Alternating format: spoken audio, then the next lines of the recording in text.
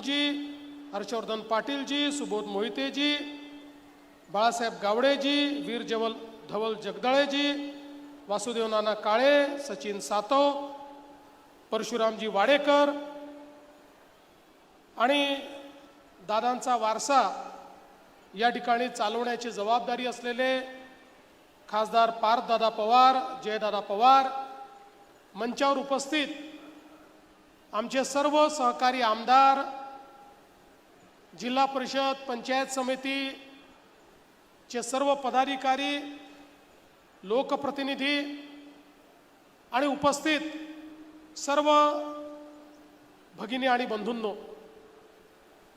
खरं म्हणजे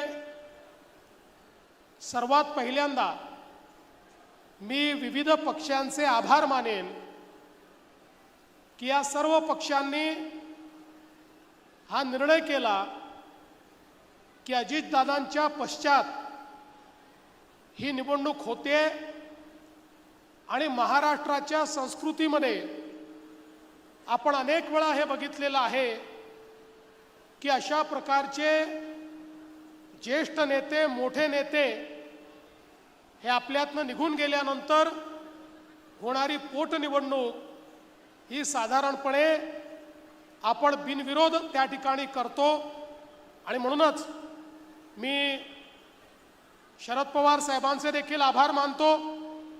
कालही त्यांनी मला फोन केला आणि सांगितलं तुम्ही बारामतीला चाललात, आमचं पूर्ण समर्थन हे सुनेत्राताईंना आहे। ज्यावेळी या ठिकाणी वेगवेगळे फॉर्म पडले होते त्यावेळी काँग्रेसच्या प्रदेश अध्यक्षांना धनंजय मुंडेजींनी माझा फोन लावून दिला। त्यांना मी विनंती केली की महाराष्ट्राच्या संस्कृतीला साजेसं आपण या ठिकाणी काम करावं आणि माझ्यासहित अनेक लोकांनी विनंती केल्यानंतर काँग्रेस पक्षाने देखील हा निर्णय घेतला की आपण उमेदवार उभा करणार नाही आणि म्हणून आज या ठिकाणी सर्वांनी ज्या उमेदवाराला समर्थन दिलेलं आहे अशा प्रकारच्या उमेदवार आमच्या सुनेत्रा वहिनी पवार या ठिकाणी आहेत आणि म्हणून या सर्वांचं मी अतिशय मनापासून आभार मानतो। खरं तर या सभेकरता किंवा बारामतीमध्ये सभा घेण्याकरता माझ्यासहित या मंचावरचं कोणीही आलं नसतं तरी देखील तुम्ही रेकॉर्ड मतांनी वहिनींना निवडून दिलं असतं। पण आमच्याकरता ही निवडणूक नाही आहे, आमच्याकरता दादांच्या स्मृतीचा यज्ञ सुरू आहे आणि या यज्ञामध्ये आपली आहुती जर टाकली नाही तर आम्हाला जन्मभर हे वाटलं असतं की काहीतरी राहून गेलाय। कारण आपल्याला कल्पना आहे यज्ञामध्ये जर आहुती टाकली नाही तरी यज्ञ होतो, पण आपल्या मनाला रुखरुख राहते की आपण ती आहुती टाकू शकलो नाही आणि म्हणून ती आहुती टाकण्याकरता, दादांच्या स्मृती जपण्याकरता, त्या स्मृतीला उजाळा देण्याकरता, त्या स्मृतींना वंदना देण्याकरता खरं म्हणजे या ठिकाणी आम्ही आलो आहोत। आणि माझी बारामतीच्या सगळ्या मतदारांनाही विनंती आहे, आपल्यापैकी प्रत्येकाला माहिती आहे की वहिनी निवडून येणार आहेत, पण माहिती असल्यामुळे जर आपण या ठिकाणी मतदानाला जाऊन आपली मतदान रूपी आहुती ही दादांच्या स्मृतीला दिली नाही तर आपण करंटे ठरू। आणि म्हणून जसं रणरणत्या उन्हामध्ये आपण सगळे लोक या ठिकाणी या सांगता सभेकरता उपस्थित झालात, हीच अपेक्षा आहे बारामतीतला एक एक व्यक्ती, माता भगिनी, युवा बंधू सगळे या ठिकाणी 23 तारखेला मतदानाला जातील। आणि आजपर्यंत बारामतीमध्ये महाराष्ट्रातले रेकॉर्ड हे दादा करत होते, दादांच्या पश्चात वहिनींचा रेकॉर्ड हा आता बारामतीकरांना या ठिकाणी करून दाखवायचा आहे आणि म्हणून ही निवडणूक अत्यंत महत्त्वाची आहे। खरं म्हणजे दादांच्या पश्चात अतिशय दुःखात असताना देखील आपलं दुःख बाजूला ठेवून वहिनींनी पक्षाची आणि शासनाची धुरा सांभाळली. हे कठीण काम होतं, पण आपल्या समोर जे आदर्श आहेत त्या आदर्शांनी आपल्याला हे शिकवलंय की स्वतःचं दुःख महत्त्वाचं नसतं, तर जनतेचा विश्वास हा अधिक महत्त्वाचा असतो. जनतेच्या प्रती आपलं कर्तव्य हे अधिक महत्त्वाचं असतं. आणि म्हणून त्या कर्तव्याच्या भावनेनं आपलं सर्व दुःख बाजूला ठेवलं आणि वहिनींनी ही धुरा या ठिकाणी स्वीकारली. अनेक लोकांना असं वाटत होतं की वहिनींनी हे कार्य हातामध्ये घेतलंय. वहिनींचा राजकीय अनुभव हा अलीकडच्या काळातला आहे. त्या खासदार झाल्यापासनं सक्रिय राजकीय क्षेत्रात त्या आल्या आहेत, त्यामुळे ही जबाबदारी त्या सांभाळू शकतील की नाही. पण इतके वर्ष सामाजिक क्षेत्रात, आर्थिक क्षेत्रात आणि आपल्याला कल्पना आहे की शिक्षणाच्या क्षेत्रात वहिनींनी कार्य केलं. दादांची साथ वहिनींनी दिली, दादांच्या पाठीशी त्या उभ्या राहिल्या. त्यामुळे राजकारण देखील अतिशय जवळून त्यांनी बघितलं. नव्हे तर त्या ठिकाणी राजकारणामध्ये मागून ज्या गोष्टी कराव्या लागतात त्या सातत्याने या बारामतीमध्ये सांभाळण्याचं काम या वहिनी करत होत्या. आणि मी तुम्हाला दाव्याने सांगतो, गेल्या 2-2.5 महिन्यांमध्ये ज्या प्रकारचं कार्य वहिनींचं मी बघितलं, मला देखील राजकारणामध्ये लोकप्रतिनिधी म्हणून 35 वर्ष झाली आहेत. त्यामुळे एखाद्या नेत्याची क्षमता काय आहे ही आता ओळखण्याची क्षमता माझी देखील तयार झाली आहे. आणि मी तुम्हाला दाव्यानं सांगतो, दादांची स्वप्न पूर्ण करण्याची सगळी क्षमता ही वहिनींमध्ये आहे. आणि वहिनींच्या रूपाने या महाराष्ट्राला केवळ पहिल्या उपमुख्यमंत्री नाही तर एक सक्षम नेतृत्व लाभलेलं आहे. हे या ठिकाणी सांगताना मला या ठिकाणी यत्किंचितही माझ्या मनामध्ये शंका नाही.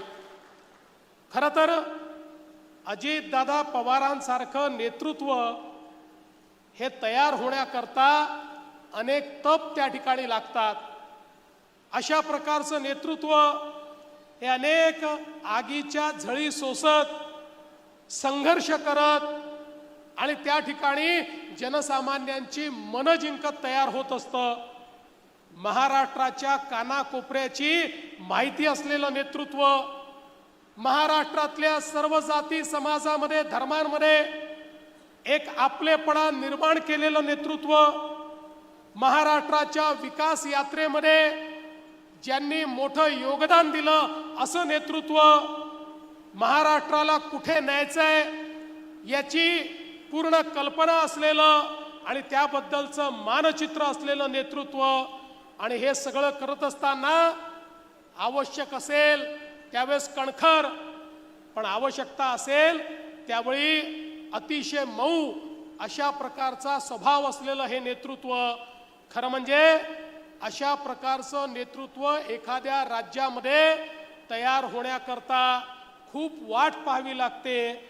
पण हे असं आमचं तयार नेतृत्व, ज्यांनी मागच्या काळामध्ये 11 अर्थसंकल्प या महाराष्ट्रामध्ये मांडून त्या अर्थसंकल्पाच्या माध्यमातून महाराष्ट्राला दिशा दिली, उपमुख्यमंत्री म्हणून वेगवेगळ्या कार्यकाळाचा रेकॉर्ड तर केलाच, पण त्याच वेळी महाराष्ट्रामध्ये विकसित महाराष्ट्राकरता जो काही पायवा आहे तो पायवा ठेवण्याचं कार्य देखील अजितदादांनी या ठिकाणी केलं. आणि म्हणूनच अजितदादांचं निघून जाणं हे केवळ या ठिकाणी सुनेत्राताई, पार्थ, जय यांचं नुकसान नाही, हे केवळ बारामतीकरांचं नुकसान नाही, तर या अखिल महाराष्ट्राचं हे फार मोठं नुकसान दादांच्या जाण्याने झालेलं आहे. बंधू भगिनींनो, मला अतिशय जवळून दादांसोबत काम करण्याची संधी मिळाली. अनेक वर्ष आम्ही एकमेकाच्या विरोधात देखील काम केलं, पण वैयक्तिक जिव्हाळा हा कधी कमी झाला नाही आणि त्यातूनच आम्ही एकत्रित आलो. आणि मला ही अपेक्षा होती की किमान पुढचे 15-20 वर्ष तरी आता एकत्रितपणे दादा असतील, मी असेन, शिंदे साहेब असतील, आम्ही या ठिकाणी काम करू. आणि दादांसोबत काम करण्याचा आनंद हा वेगळा होता, कारण दादा हे रोखठोक नेतृत्व होतं. मगाशी आपण बघितलं, याचा अनुभव माझ्या सहित सगळ्यांनी घेतला. दादांनी हो म्हटलं तर काळ्या दगडावरची रेग, आणि दादांनी नाही म्हटलं तर ते परमनंट नाही. अशा पद्धतीनं थेट आपल्या सर्वांची व्यवहार करणारे दादा होते.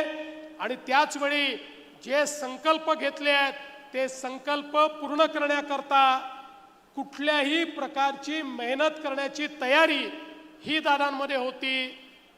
गुणग्राहकता हा दादांचा स्थायी भाव होता. या गुणग्राहकतेतून दादांनी तयार केलेला एक एक प्रकल्प जर आपण बघितला तर मला असं वाटतं की त्या प्रत्येक प्रकल्पाचा प्रत्येक अणुरेणू, त्यातला प्रत्येक कण ही दादांची जी आपली महती आहे, दादांची जी आठवण आहे, ती आठवण आपल्याला सांगतो. कारण या प्रत्येक गोष्टीत दादांनी आपला जीव ओतला. सरकारी काम हे सरकारी कामासारखं नाही, तर सरकारी काम हे सर्वोत्तम दिसलं पाहिजे, या दृष्टीनं दादांनी नेहमी काम केलं. आणि म्हणूनच आज ज्यावेळी दादांच्या संपूर्ण कार्याकडे आपण मागे वळून पाहतो, त्यावेळी या महाराष्ट्राला त्यांनी लावलेली आर्थिक शिस्त ही देखील खऱ्या अर्थानं त्यांनी महाराष्ट्राला दिलेली देणगी आहे, याबद्दल माझ्या मनामध्ये कुठली शंका नाही. आज खरं म्हणजे अनेक नवीन कामं दादांनी सुरू केले होते. दादांचे अनेक स्वप्न होते. बारामती करता होते, महाराष्ट्रा करता होते. नीरा करहा हा नदी जोड प्रकल्प, ज्या माध्यमातून बारामतीच्या दुष्काळी भागामध्ये पाणी मिळालं पाहिजे, हा प्रयत्न दादा करत होते. मी तुम्हाला आश्वस्त करण्याकरता आलो आहे, वहिनींच्या नेतृत्वामध्ये हा प्रकल्प पूर्ण करण्याकरता आम्ही सगळे त्यांच्या पाठीशी उभे आहोत. या ठिकाणी जनाई सिरसाई बंदिस्त पाईपलाईनचा विषय असेल, करा नदी सुशोभीकरणाचा विषय असेल, बारामती करता बृहत पाणी पुरवठा योजनेचा विषय असेल, शिवसृष्टीचा विषय असेल, बाह्य वळण रस्त्याचा विषय असेल, बारामती नीरा रोडचं चौपदरीकरण असेल, पाटस बारामती रोड करता नवीन भूसंपादन असेल, एक नाही 100 कामं ही दादांनी हातामध्ये घेतली होती. बारामतीला त्यांनी देशातलं एक सुंदर शहर तर केलंच, या संपूर्ण मतदारसंघाला दादांनी एक वेगळं अशा प्रकारचं चित्र निर्माण करून दाखवलं. पण त्याच वेळी त्याच्याही पलीकडे काम करण्याची दादांची इच्छा होती. कॅन्सर हॉस्पिटल असेल, या ठिकाणी त्यांच्यामुळे तयार झालेलं मेडिकल कॉलेज असेल, जिल्हा क्रीडा संकुल असेल, बारामती रेल्वे क्रॉसिंगच्या ठिकाणी भुयारी मार्ग असेल, इतके कामं दादांना करायचे होते. पण मला विश्वास आहे आता त्याच तडफेनं आणि त्याच गुणग्राहकतेनं आदरणीय सुनेत्रा वहिनींच्या नेतृत्वात यातलं एक एक काम पूर्ण होईल. आणि निश्चितपणे ज्यावेळी ही कामं पूर्ण होतील त्यावेळी स्वर्गातून दादा देखील या कामांना आशीर्वाद देतील, याबद्दल माझ्या मनामध्ये शंका नाही. आणि म्हणून बंधू भगिनींनो, मी फार जास्त या ठिकाणी बोलणार नाही, पण आपल्या सर्वांना एवढीच विनंती करतो, दादांबद्दल आपल्या प्रत्येकाच्या मनामध्ये संवेदना आहे, प्रेम आहे. आणि विशेषतः ज्याचा वहिनींनी उल्लेख केला, दादांचा ज्या प्रकारे अपघात झाला त्यातनं प्रत्येकाला मनातनं असं वाटतं की या अपघाताचं सत्य काय आहे हे बाहेर आलं पाहिजे. मी सभागृहातही सांगितलं, आज देखील या ठिकाणी सांगतो, जोपर्यंत हे सगळं सत्य बाहेर येत नाही आम्ही कोणीही शांत बसणार नाही, स्वस्थ बसणार नाही. हे सत्य आम्ही बाहेर आणल्याशिवाय या ठिकाणी राहणार नाही. आणि म्हणून आपण सर्वांना माझी विनंती आहे, 23 तारीख दादांवर प्रेम दाखवण्याची तारीख आहे. 23 तारीख दादांना खरी श्रद्धांजली देण्याची तारीख आहे. 23 तारीख दादांच्या प्रती आपल्या मनातली भावना व्यक्त करण्याची तारीख आहे आणि या सगळ्या गोष्टी आपल्याला जर करायच्या असतील तर मतदान रूपी आशीर्वाद हा वहिनींना आणि मतदान रूपी आपली आदरांजली दादांना देण्याची संधी तुम्हाला लाभलेली आहे। आम्ही तर काही बारामतीचे मतदार नाही आहोत, आम्हाला ही संधी नाही आहे, पण तुम्हाला प्रत्येकाला ही संधी आहे। त्यामुळे रेकॉर्ड मतदान झालं पाहिजे। मला याची कल्पना आहे समोर काही लोक जे उभे आहेत त्यांचा कुठला वजूद नाही आहे, ते सगळी मंडळी, मी त्यांच्यावर कुठली टीका करणार नाही। प्रसिद्धीच्या हव्यासापोटी लोक अशा निवडणुकांमध्ये उभे राहतात, पण माझी तुम्हाला विनंती आहे की यावेळचा जो विजय आहे हा विजय संपूर्ण भारतामध्ये गाजला पाहिजे, ही विनंती आपल्या सर्वांना करतो आणि पुन्हा एकदा दादांच्या पावन स्मृतीला या ठिकाणी अभिवादन करून मी माझं बोलणं संपवतो। धन्यवाद। जय हिंद, जय महाराष्ट्र। धन्यवाद आदरणीय फडणवीस साहेब। महाराष्ट्रातील आजवरचे अनेक रेकॉर्ड दादांच्या नावावर नोंदले जायचे, परंतु इथून पुढील रेकॉर्ड वहिनींच्या नावावर नोंदले जातील हा आत्मविश्वास आपण व्यक्त केलात, जो आम्ही बारामतीकर नक्कीच सार्थ ठरूया। फडणवीस साहेबांच्या या भाषणाचं सार सांगायचं म्हटलं तर त्यांनी सांगितलं, वहिनींच्या साथीने बारामतीचा श्वास थांबणार नाही।